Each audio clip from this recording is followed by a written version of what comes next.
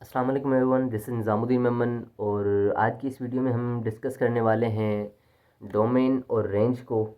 Domain domain हो गई, codomain हो गई और रेंज हो गया।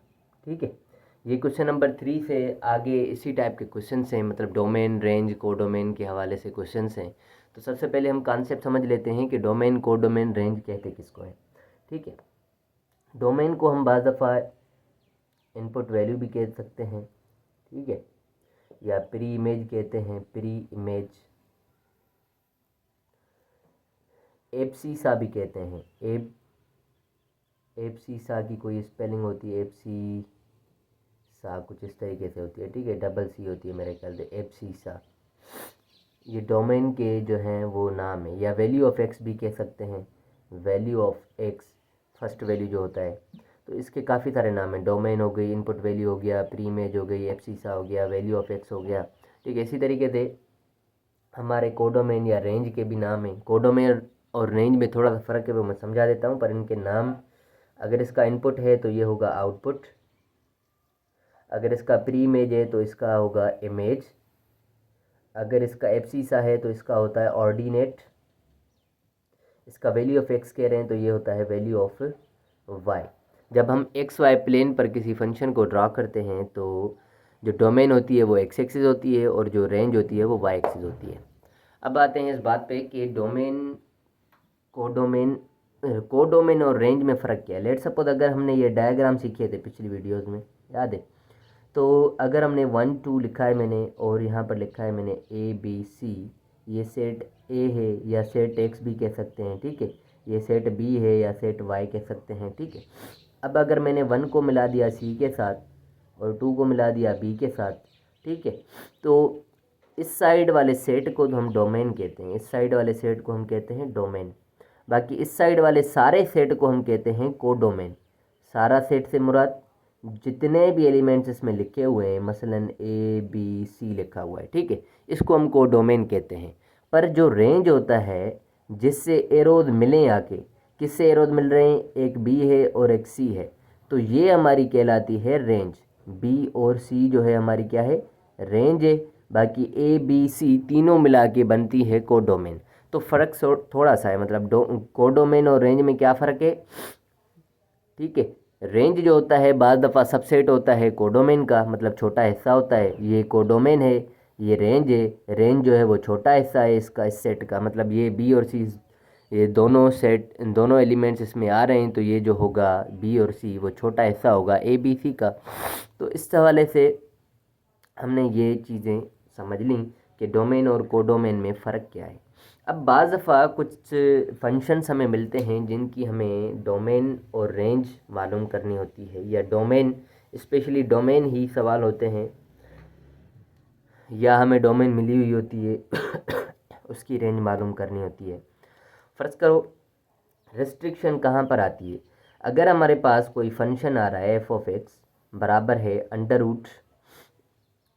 रूट एक्स माइनस 5 के, एक्स माइनस 5 के, तो इसमें डोमेन क्या होगी, इनपुट वैल्यूज़ क्या होंगी, हम एक्स के वैल्यूज़ इसमें क्या रख सकते हैं, ठीक है।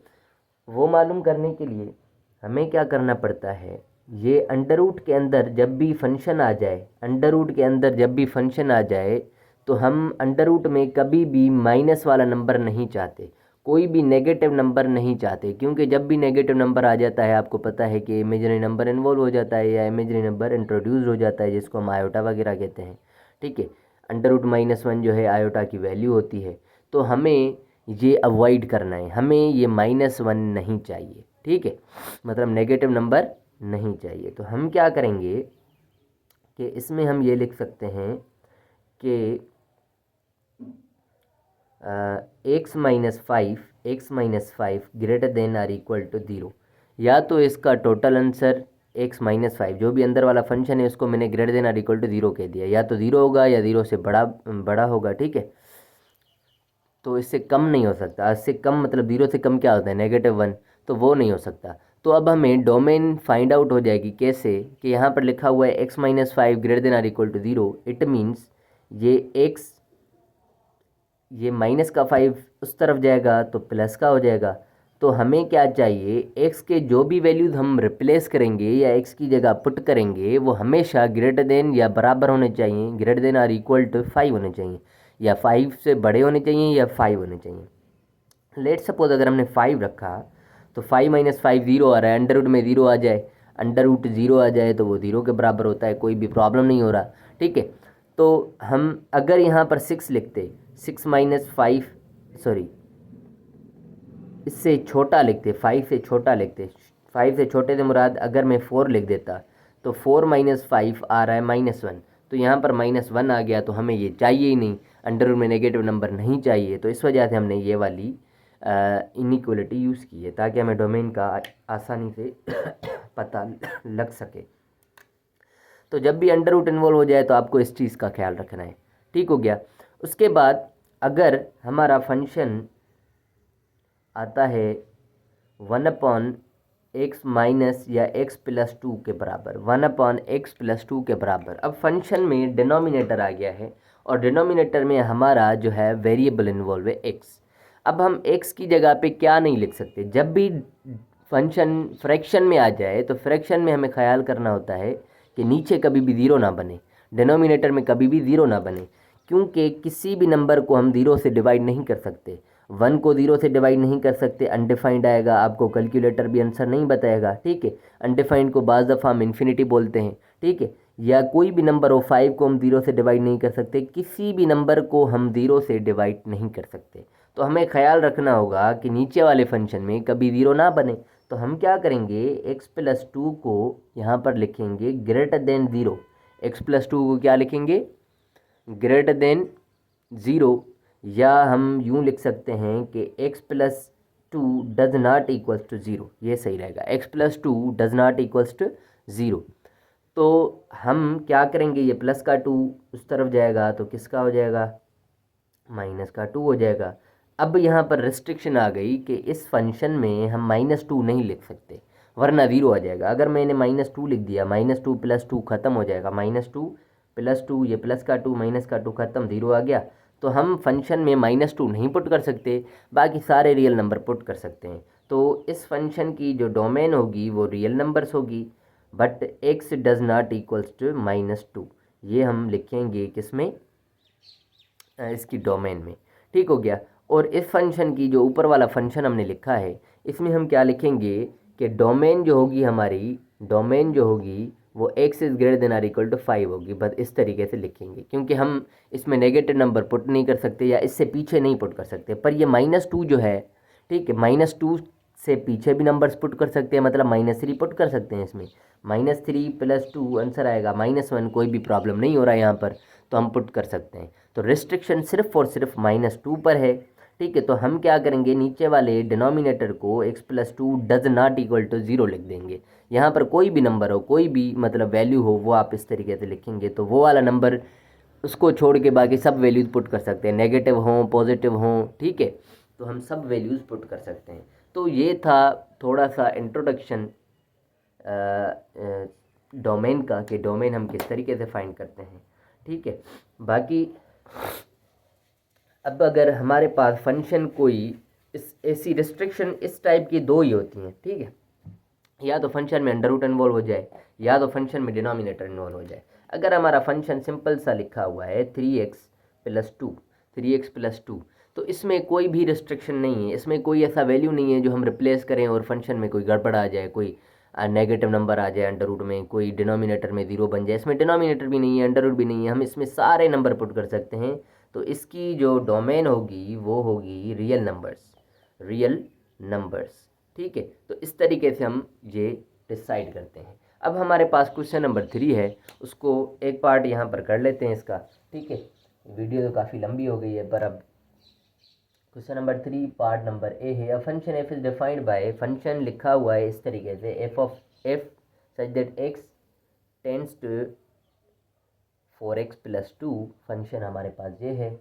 और डोमेन है उसकी गिवन, डोमेन हमारे पास गिवन है -1, 3 और 5। और हमें कहा गया है find the image set, find the image set, find the image set.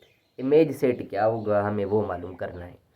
ठीक है। फंक्शन इस तरीके से भी लिखा होता है, हम इसको थोड़ा सा सिंप्लीफाई करते हैं। हम इसको चाहें तो f of x is equals to 4x+2 लिख सकते हैं, या अगर हम चाहें तो एफ ऑफ एक्स की जगह Y is equals to 4x+2 भी लिख सकते हैं, हमारी मर्जी होती है। ठीक है, पर हम इसमें यही वाला ले लेते हैं क्योंकि हमें डोमेन जब रिप्लेस करनी है।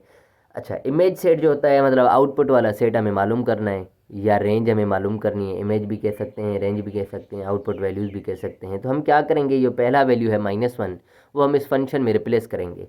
तो हम लिखने लगे हैं एफ ऑफ एक्स की जगह -1 is equals to 4 same x की जगह -1+2। तो एफ ऑफ -1 पे हमारी वैल्यू क्या बनेगी, 4 टाइम -1 इज -4+2, तो -4+2 आ गया -2। तो हमारे पास जो इमेज सेट बन रहा है, इमेज बोलें सेट या रेंज सेट बोलें, जो हमारे पास इमेज या रेंज सेट बन रहा है वो बन रहा है, एक तो -2 आ गया। इसी तरीके से मैं दूसरा वैल्यू पुट करने लगा हूँ 3। ठीक है, एफ ऑफ 3 अगर मैं पुट करूँगा 4 सेम, इस एक्स की जगह भी 3 लिखना पड़ेगा और +2। 4 टाइम 3 12 +2 तो हो गए 14। तो जब हमने 3 पुट किया तो आ गया 14। इसी तरीके से हम क्या करेंगे, एफ ऑफ जो नेक्स्ट वैल्यू है, जो लास्ट वैल्यू है 5, वो हम रिप्लेस करने लगे। F of 5 is equal 4 time 5+2, 4 time 5 is 20 +2 is equals to 22। ठीक हो गया। तो हमारे पास टोटल रेंज जो निकल रही है या इमेज सेट जो निकल रहा है 2 -2 14 22। ये हमारे इस पार्ट के जो हैं आंसर्स हैं। ये मतलब 3 क्वेश्चन का ए पार्ट था। ठीक है, इसी तरीके से हमें दूसरा इसमें बी पार्ट भी गिवन है, उसको भी भला कर ही लेते हैं। तो इसमें क्या कहा गया है, हम उसमें क्या करेंगे, हमें फंक्शन गिवन है, कह रहा है कि function question number 3 part number B, function हमारे पास है F such that X tends to A over X minus A, हमारे पास फंक्शन ये है। और इसमें लिखा हुआ ऑलरेडी कि X does not equals to A. मैंने बताया था कि नीचे हम ऐसा वैल्यू नहीं रख सकते जहाँ पर 0 बन जाए, तो यहाँ पर ऑलरेडी लिखा हुआ है। और गिवन है कि एफ ऑफ 2 बराबर आ रहा है 3 के, फाइंड द वैल्यू ऑफ ए, और ए की वैल्यू हमें मालूम करनी है, जबकि एंड ए की वैल्यू मालूम करनी है और एफ ऑफ 3 की वैल्यू मालूम करनी है। एफ ऑफ 3 पर वैल्यू क्या आएगा, हमें ये चीज़ें मालूम करनी है। तो फंक्शन को सिंप्लीफाई कर देते हैं, कैसे लिखेंगे, F of x is equals to A upon X minus A लिख दिया। एफ सब्जेक्ट एक्स था, मैंने इसको थोड़ा सा सिंप्लीफाई कर दिया है। अब हम क्या करने वाले हैं, एफ ऑफ 2 इज इक्वल 3 है, तो हम क्या करेंगे, एफ ऑफ 2 की जगह तो हमें 3 लिखना पड़ेगा, पर ये हम नेक्स्ट स्टेप में करेंगे। वरना हमें करना क्या है, यहाँ पर हमने 2 लिखना है, ए हमारा सेम है, एक्स की जगह हम 2 लिखेंगे, माइनस ए हो गया। अब एफ ऑफ 2 हमारा बराबर किसके है, 3 के है, तो हम इसकी जगह क्या लिखेंगे, 3 लिखेंगे, is equals to A upon 2 minus a. अब 2 माइनस ए डिवाइड में इस तरफ आएगा तो मल्टीप्लाई हो जाएगा, 2 माइनस ए कर दिया, इज इक्वल्स टू ए है। 3 time 2 is 6, 3 time a is 3 a, is equals to a हो गया। -3 इस तरफ जाएगा, +3 ए बन जाएगा। ठीक है, 3a और a ये हो गया 4a, ये 6, 4 मल्टीप्लाइड है, यहाँ पर आएगा डिवाइड में आ जाएगा। तो यहाँ पर सिंप्लीफाई करने से मिलता है 3/2, जो कि a की वैल्यू है। a की वैल्यू हमारे पास मिल गई 3/2। ठीक हो गया। ये सिंप्लीफिकेशन हो गई है इसकी। अब हम क्या करेंगे कि हमें मालूम करना है एफ ऑफ 3। एफ ऑफ 3 किसके बराबर होता है। सबसे पहले तो हमने जो ए की वैल्यू मालूम की है वो इस फंक्शन में रिप्लेस कर देते हैं, तो इजी हो जाएगा हमारे लिए। ठीक है, तो हम क्या करते हैं कि फंक्शन में, मैं यहाँ पे थोड़ा सा इरेज कर देता हूँ, जहाँ पर भी ए आ रहा है, ठीक है, मैं डायरेक्टली लिख लेता हूँ, एफ ऑफ एक्स बराबर है ए हमारा बराबर है 3/2 के। ठीक हो गया, एक्स हमारा सेम माइनस ए हमारा बराबर है 3/2 के। इसको मज़ीद अगर हम सिंप्लीफाई करें तो यहाँ पर कुछ नहीं है, 1 है, तो एल्फियम आएगा नीचे 2, 2 को 1 से मल्टीप्लाई करेंगे, -3 हो जाएगा, और ये 3/2 है, और ये 2 आपस में कैंसिल आउट होके हमारे पास एफ ऑफ एक्स सिंप्लीफिकेशन के बाद आ रहा है 3, ऊपर 3 बचा और नीचे बचा है 2x - 3। अब हम क्या करने लगे हैं, रिप्लेस करने लगे हैं एक्स की जगह पे 3। तो हम लिखते हैं f of 3 is equals to 3 upon में 2 × 3 - 3, विजिबल है आपको। ठीक है, तो ये 3 सेम 2 टाइम 3 6 हो गया, -3 हो गया, तो 3 6 में 3 गया, 3 बचा, 3 कैंसिल आउट, तो बच गया 1। तो एफ ऑफ 3 हमारा बराबर आता है 1 के। तो ये हमारा टोटल आंसर रहेगा। ए का वैल्यू 3/2 भी हमने फाइंड कर लिया है और f(3) का वैल्यू 1 भी फाइंड कर लिया है। ये हमारा क्वेश्चन था, क्वेश्चन नंबर 3। इसके 2 पार्ट थे और इसमें हमने डोमेन, कोडोमेन और रेंज को भी समझा है। ठीक है, so thank you so much for watching my videos. अल्लाह हाफिज़।